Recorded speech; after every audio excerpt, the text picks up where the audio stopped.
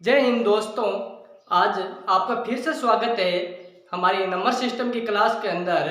जो हमारे general math का फर्स्ट टॉपिक है नंबर सिस्टम, आज उसकी जो हम घातांक और करणी की क्लास पिछली 3 क्लास ली थी, उनके अंदर हमने कॉन्सेप्ट क्लियर किया था और कॉन्सेप्ट के साथ प्रैक्टिस क्वेश्चन भी क्लियर किया था, जिसके अंदर जो कहीं ना कहीं एग्जाम के अंदर आए हुए क्वेश्चन थे और जो आगामी एग्जाम है उनके अंदर भी वो क्वेश्चन आपको देखने के मिलेंगे। इसी तरह से क्वेश्चन आते रहेंगे और चाहे उनकी संख्या चेंज हो जाएगी, लेकिन जो कॉन्सेप्ट है वही आपका रहेगा। तो दोस्तों, आज हमारा जो सेशन है वो रहेगा घातांकों की तुलना, कि घातांकों की तुलना कैसे करते हैं। और इस सेशन के बेस पर जैसे जैसे क्वेश्चन बनते हैं वो क्वेश्चन भी आपको पढ़ाया जाएगा। तो दोस्तों, इस क्लास को आप अपने दोस्तों को एक बार शेयर कीजिए और लाइक भी कीजिए। आज का हमारा जो सेशन है हम स्टार्ट करने जा रहे हैं कि घातांकों की तुलना, जो घात है उनकी तुलना कैसे की जाती है। जैसे आपको बताया है कि 2 की घात 3, 2 है जो हमारा बेस है और इसके घात हम 3 करेंगे तो हमें आंसर मिलेगा 8। इसके घात 3 करने का मतलब यही है, आपको पिछली क्लास में भी बताया था कि 2 को 3 बार गुणा करना है। जितनी इनकी पावर आती है वो पावर ये बताती है कि इस संख्या को कितनी बार गुणा करना है। तो 2 की पावर 3 होने पर मतलब 2 को 3 बार गुणा करना है तो हमारा जो आंसर है वो 8 आता है। इसी तरह आपका जैसे छोटा सा मैं क्वेश्चन देता हूँ कि 3 की घात x बराबर 27 आपको दिया जाएगा, तो इसके अंदर आपका जो x का मान है वो क्या रहेगा।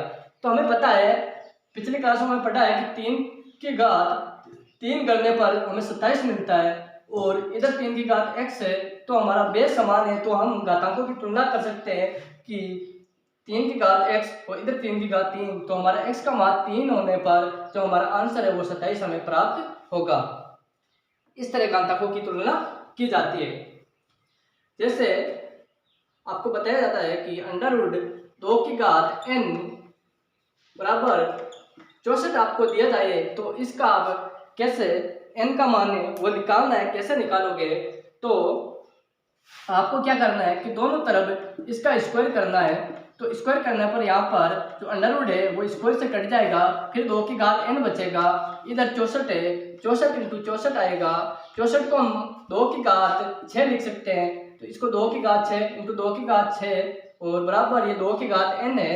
2 की घात n बराबर 2 की घात 6, 2 की घात 6 बेस समान होने पर घाता जुड़ जाती है, तो 2 की घात 12 आएगा और n बराबर आपका जो आंसर है वो 12 मिलेगा। इस तरह हमारे जो घातांकों की तुलना है वो की जाती है और इसी आधार पर आपके जो क्वेश्चन है वो एग्जाम के अंदर बनते हैं।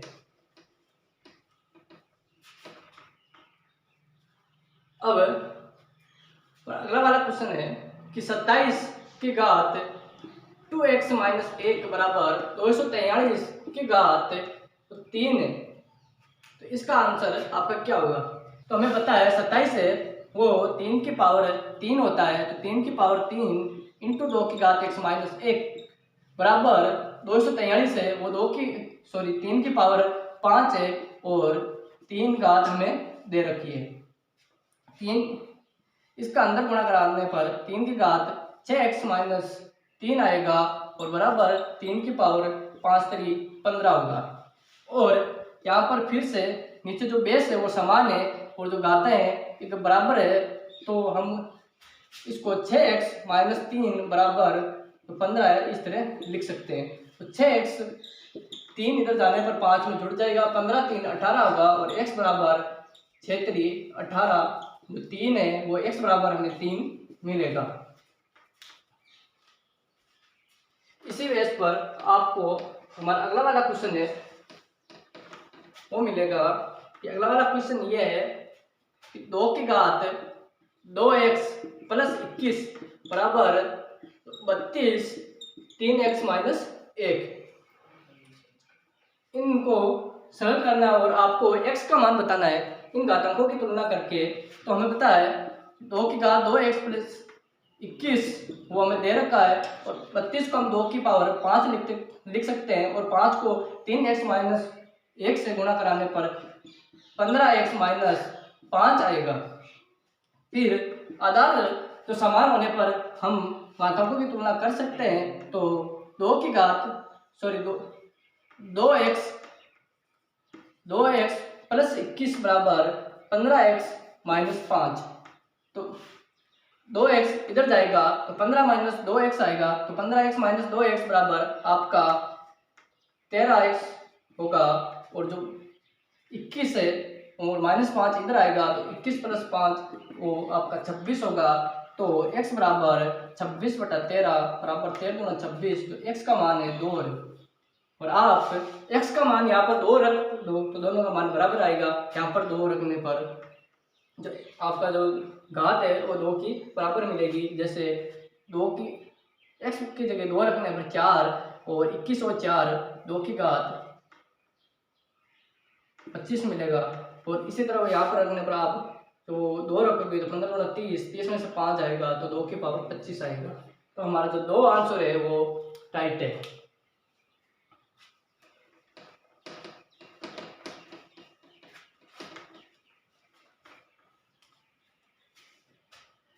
अब हमारा अगला क्वेश्चन है कि अगर 2 की घात x प्लस 3 बराबर अगर 32 है तो 3 की घात x प्लस 1 का आंसर क्या होगा।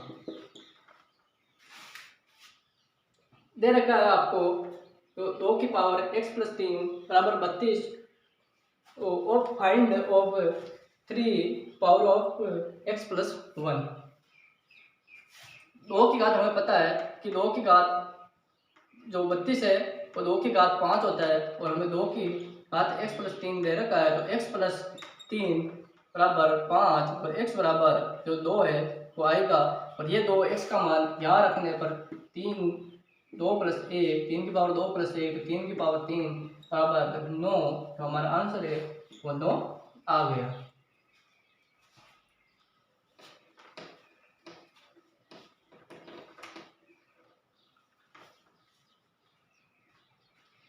इसी तरह जो हमारा अगला क्वेश्चन है वो है 5√5 इंटू 5 की घात 3 भाजक 5 की घात 3/2 बराबर 5 की घात a प्लस 2। 5 की घात a प्लस 2 करने पर आपको जो a का मान है वो फाइंड करना है कि a का मान क्या होगा।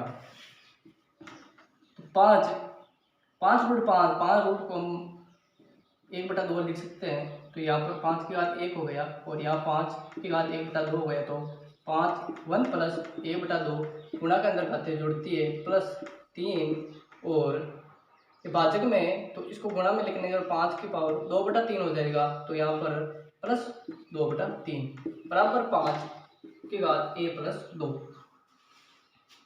यहाँ पर इनको जोड़ने पर इनका जैसे 6 आएगा। फिर हमारा 6 प्लस 3 प्लस 6 3 18 प्लस 3 और 6 2 4 ये आएगा।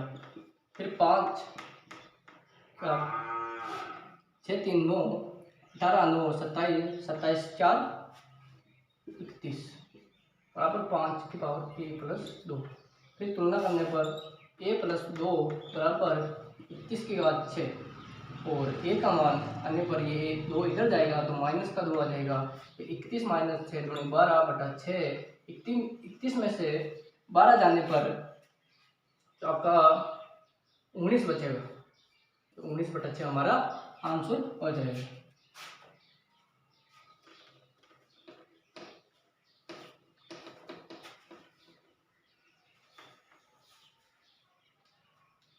अब अगला वाला क्वेश्चन है हमारा कि 3√4 4√6 6√15 और 12√245 में जो सबसे बड़ी जो संख्या है वो क्या है कि 3√4। तो दोस्तों बीच में थोड़ी वॉइस प्रॉब्लम हो गई थी, थोड़ी टेक्निकल इश्यू आ गया था, इसके कारण हो गया। हमारा वो क्वेश्चन था कि 4 के बाद जो √3 और अंडर रूट 6 के अंदर जो 4 में और 5 के अंदर अंडर रूट आपका था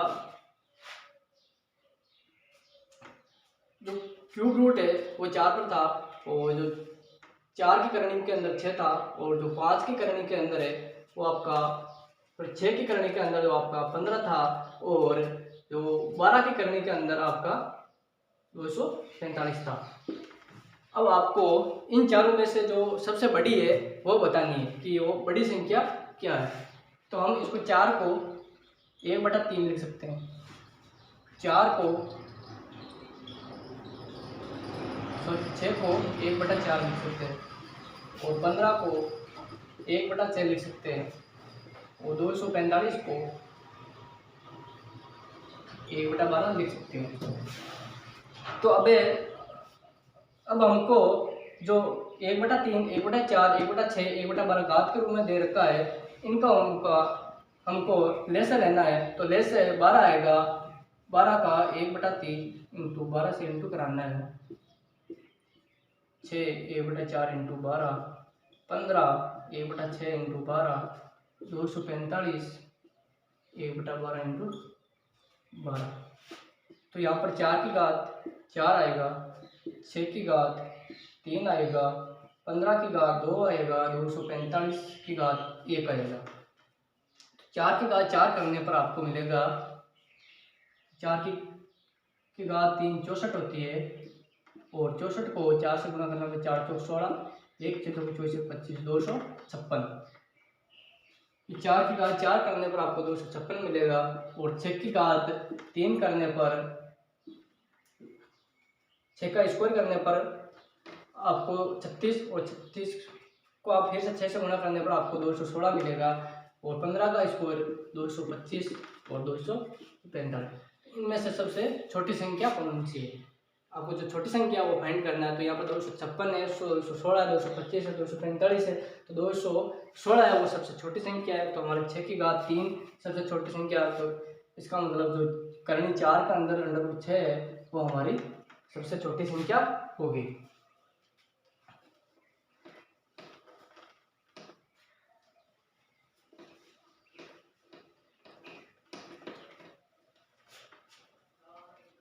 तो अगला वाला हमारा क्वेश्चन है 5 under root x plus 12 under root x बराबर 13 अंडर रूट x।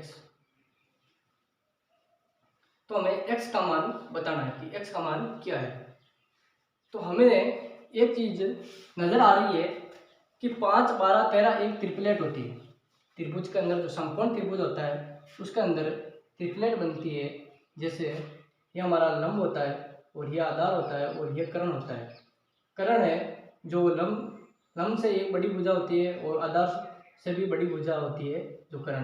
तो जैसे 5 4 3 ले जाए तो ये हमारी ट्रिपलेट होती है। इसी तरह और ट्रिपलेट को हम कंफर्म करने के लिए इस तरह कर सकते हैं कि कर्ण का स्क्वायर है वो हमारा लंब का स्क्वायर प्लस आधार का स्क्वायर के बराबर होगा। तो कर्ण का स्क्वायर 5 का आप स्क्वायर करोगे तो 25, फिर 4 का आप स्क्वायर करोगे तो 16, और 3 का स्क्वायर करोगे तो 9, 16 और 9 हमारा 25, और ये 25। इसी तरह जो हमारा 5 12 13 है वो भी एक ट्रिपलेट है। जैसे कि 13 जो सबसे बड़ा नजर आ रहा है तो ये हमारा कर्ण होगा, और ये लंब और आधार होगा। तो 13 का आप स्क्वायर करोगे तो आपको 169 मिलेगा, 5 का स्क्वायर 25, और 12 का 144, 25 और 144 169 होते हैं। तो इससे हमें पता चलता है कि ये एक ट्रिपलेट है, और कम से कम 10-15 ट्रिपलेट है जो हमें याद भी लेनी चाहिए कि ये संख्या जो ट्रिपलेट होती है जो एग्जाम के अंदर आसानी से हम कर सकते हैं। तो हम x की जगह एक मान मानते हैं और फिर यहाँ पर रखते हैं। जैसे ट्रिपलेट में आपको बता दिया कि इधर 5 का आप स्क्वायर करोगे, 12 का अगर स्क्वायर करोगे, 13 का वो स्क्वायर करोगे तो आपका ये जो है बराबर उत्तर आएगा। तो यहाँ पर अंडर रूट x के अंदर हम x की जगह अगर 4 रखें तो बाहर की तरफ 2 आएगा, कि अंडर रूट 4 का मान 2 होगा, फिर आपका 5 का स्क्वायर होगा। तो हमें x बराबर 4 लेना है। और अगर आपको ट्रिपलेट का पता नहीं है तो आपके जो एग्जाम के अंदर 4 ऑप्शन दिए रहते हैं उस ऑप्शन के हिसाब से भी आप x का मान रखकर सरल कर सकते हो। तो आई होप दोस्तों कि आपको अच्छी तरह से समझ में आया होगा।